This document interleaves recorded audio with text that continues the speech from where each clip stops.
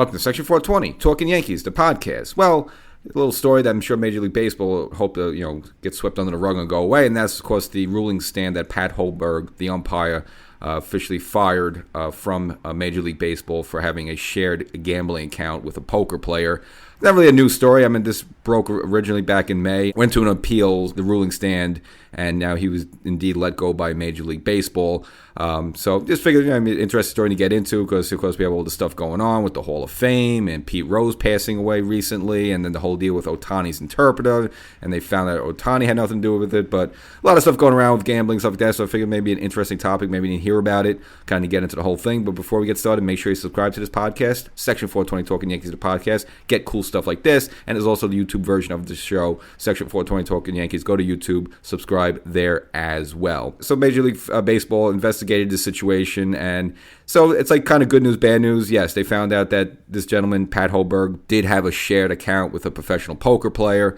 These two initially met seemingly back in 2014 and became buddies, and I guess, basically what it was doing is that this gentleman, I guess he was living out of Iowa, this poker player, and once, online gambling was okayed in that state, he opened up an account, and I guess the umpire, Pat, would put bets through him.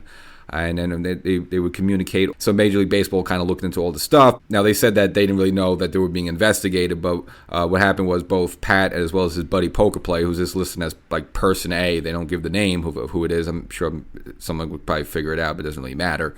They pretty much deleted all their messages, the entire thread communicating, because now what Pat kind of said is like, well, I just did it because I felt it was embarrassing that I was putting in all these bets. Now, he did bet on baseball, and of course, we were worried about his umpire. Is he going to throw the game? Is he going to try to modify the outcome? Now, Major League Baseball said they looked into it, as well as the games that he bet on. They found no sort of pattern or anything he did that would change the outcome in the game. And I guess Pat is kind of known as one of the best strike callers in the game at age 38. And I guess he's best known for Game 2 of the 2022 World Series, where all 129 pitches that were taken, whether it was taken as a ball or strike, were called perfectly. So this guy's known to have a good eye at the plate. And again, baseball looked at this where they felt like, yes, he did place bets to this gentleman and have the share account. And they did actually find out that of the 141 baseball bets that I guess he was involved in, 8 bets were placed across 5 different games that he umpired in, and they looked at the footage closely. Again, they found nothing of any sort of him trying to throw the game, and they didn't notice anything where like they had some sort of really big payoff, where like you put a bet in for like a 20-1 odd situation and you win that bet. If you win big like that, it raises an eyebrow. They didn't see any sort of big bets or big gains or big cash outs, like a big killing from one of these bets that would say, I think he had a hand in this, because this normally wouldn't happen. So one of the things like, all right, we know you bet on baseball, but they feel confident that, again, none of his actions or anything he did influence any of the outcomes of games of any games he was involved in that bets were placed on. And he admitted himself that it was this stupid mistake, I shouldn't have done this and all that, but yada yada yada, which it kind of was. And again, I just don't know why this, whether you're an umpire, an athlete, or anyone else. I guess umpires don't make as much money as the athletes, but why even take the chance? Why even be involved with that? And I seem like this is probably what's going on in a lot of these cases. You saw the situation with Ohtani and his interpreter. Now, baseball said they looked at that and they saw like Ohtani had no direct bets or anything like that. This guy was just gambling kind of without Ohtani knowing. I think a lot of people are using their interpreter or using a buddy like this umpire was using his friend, had a shared account.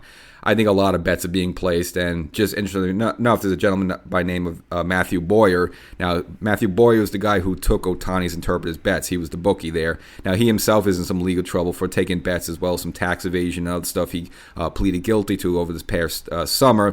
And this upcoming April, he has a sentencing coming up, so he may see jail time, he may not. Now, he made a claim that he said half the athletes out there are placing bets are now gambling. He himself has taken these bets from athletes. So, he's not saying any names like that. Obviously, that would kill his reputation and his clientele if he ever wants to do it again. But I'm sure a lot of this is going on. Obviously, baseball has to do the due diligence to weed it out. But, the idea that, these people aren't betting, placing bets, or using friends to make their bets, or having shared accounts and stuff like that, I'm sure it's pretty rampant. Are they throwing games and stuff like that? I don't think so. But, if there's a game you're not involved in, or it's a different sport, you want to put a wager down, I'm sure it's happening left and right. It's just something that baseball just wants to act like it's not going on. But in this situation, it just seemed like it was a bit of a dumb mistake, but nevertheless, he's still doing it. He had a shared account. Plus, they just felt his behavior as deleting his messages, stuff like that, which he claimed was this, well, I didn't know I was being investigated. I just deleted because he felt embarrassed that he had all these, just messaging about all these bets and stuff like that. So, who you want to believe, who knows about that. But again, the appeal stood up, and yes, he was terminated by Major League Baseball officially. Now, it's not really the end of his career. He can apply for reinstatement, but he has to wait for a spring training of 2026. So for this season, he's definitely out. Once they started investigating him back in 2024, we had to sit out until they went through this investigation. So he's going to be out for a year and a half. That's even if they let him into the game anymore. We don't even know about that. But he has to wait till next year's spring training to even apply. And, it's just kind of hypocritical because, Pete Rose, pretty much same thing as a manager in the late 80s, caught betting on sports and baseball, and they never really found any direct link that he was trying to influence his games, that he was involved in, anything like that.